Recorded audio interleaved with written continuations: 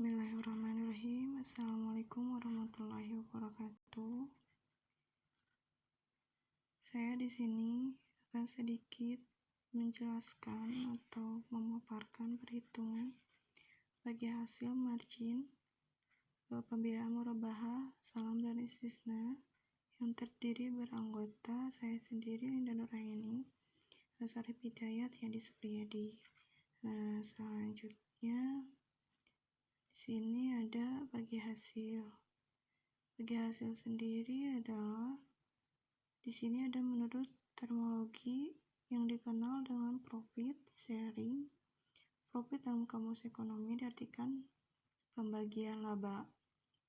Secara definisi, profit sharing diartikan dengan distribusi beberapa bagian dari laba pada pegawai dari suatu perusahaan.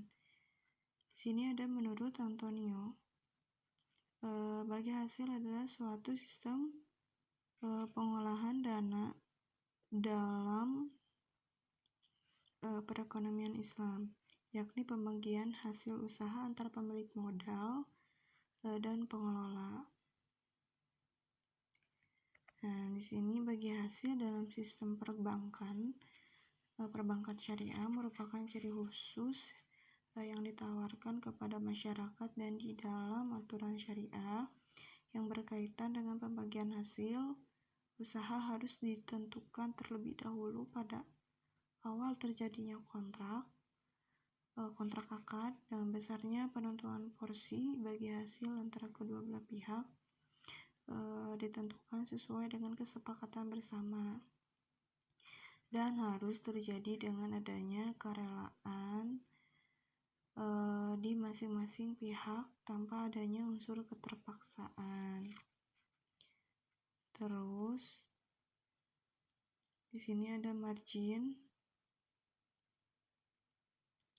Margin sendiri dalam KBBI adalah laba berdasarkan tingkat selisih antara biaya produksi dan harga jual di pasar. Secara tersirat, mendefinisikan margin sebagai keuntungan yang disepakati dari akad murabahah. Di sini juga ada kutipannya bahwa murabahah akad jual beli dengan menyatakan harga perolehan dan keuntungan margin yang disepakati oleh penjual dan pembeli.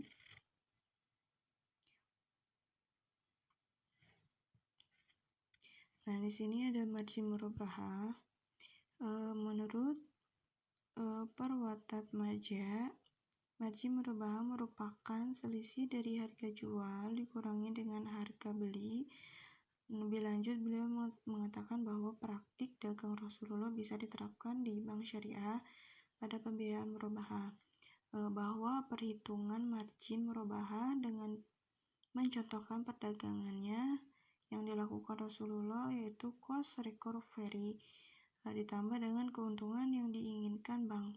Di sini cost recovery sendiri merupakan biaya-biaya yang dikeluarkan yang dapat didekati dengan membagi jumlah proyeksi biaya operasional bank dengan target volume pembiayaan murabahah bank. Di sini ada contohnya ya teman-teman, bisa dilihat.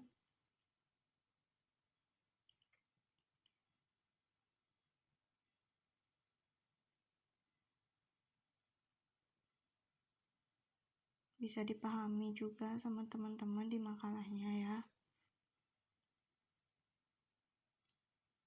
Kenapa tidak aku jelasin? Karena aku juga kurang paham gitu. Cuman kalau dibaca dari sedikit-sedikit, insya Allah pasti ngerti teman-teman juga.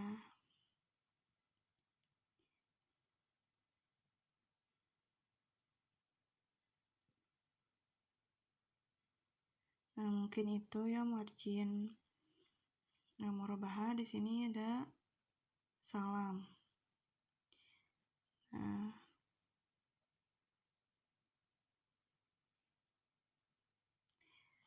Salam di sini adalah transaksi jual beli barang dengan cara pemesanan dengan syarat-syarat tertentu dan pembayaran tunai yang terlebih dahulu dibayar secara penuh.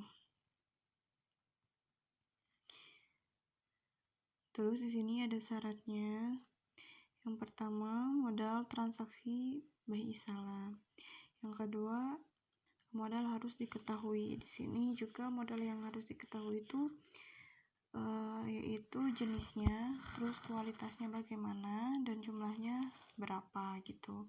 Hukum awal mengenai pembayarannya adalah bahwa ia harus dalam bentuk uang tunai, jadi tidak boleh kredit ya teman-teman. Terus di sini ada penerimaan pembayaran salam. Kebanyakan ulama mengharuskan pembayaran salam dilakukan di tempat kontrak. Hal tersebut dimaksud dengan agar pembayaran yang diberikan oleh pembeli tidak dijadikan sebagai utang penjual. Makanya harus di atas tadi yang kedua harus diketahui dan harus dibayar dengan uang tunai. Terus di sini juga pembayaran salam tidak bisa dalam bentuk pembebasan utang. Yang harus dibayar dari pembeli ialah ke si penjual. Hal ini untuk mencegah praktik riba melalui mekanisme salam. Jadi biar tidak ada riba di antara kita, teman-teman ya.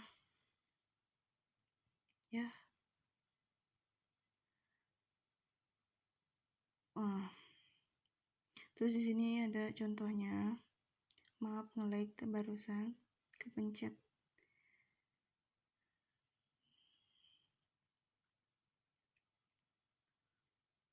Nah, ini contohnya saat Bank Syariah membiayai nasabah petani.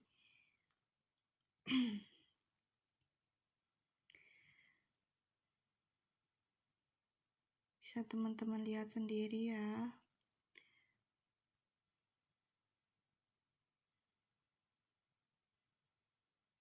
Bisa dipahami, nanti teman-teman bisa bertanya. Terus bisa menambahkan juga. Nah, mungkin ini ya dari salam.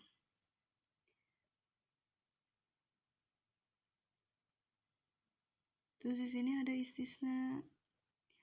Istisna sendiri merupakan transaksi jual beli dalam bentuk pemesanan pembuatan barang dengan kriteria dan persyaratan tertentu yang disepakati dengan pembayaran sesuai dengan kesepakatan. Di sini ada pembiayaan istisnanya. Yang pertama, pembiayaan maksimum. Di sini pembiayaan maksimumnya sebesar 80% dari harga barang yang pembiayaannya mandiri disesuaikan dengan jenis pembiayaannya masing-masing. Dan yang kedua dari jangka waktu ya. Jangka waktu sendiri terbagi menjadi dua. Yang pertama, jangka waktu pembiayaan harus dibedakan antara jangka waktu pada saat pembuatan atau pemesanan, pembangunan dengan jangka waktu pada saat barang sampai dengan jangka waktu berakhirnya yang disesuaikan dengan jenis pembiayaannya masing-masing. Yang kedua, jangka waktu masa pembuatan atau pemesanan, pembangunan disesuaikan dengan kondisi atau jenis barang yang dipesan secara maksimal yaitu 2 tahun. Namun untuk BNI Gria Inden maksimal 1 tahun ya teman-teman. Terus yang ketiga ada penetapan angsurannya.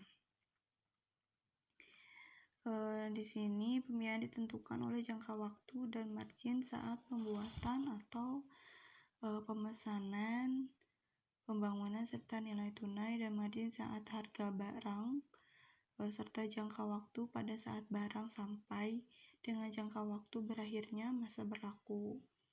Nah, contohnya di sini ya, teman-teman.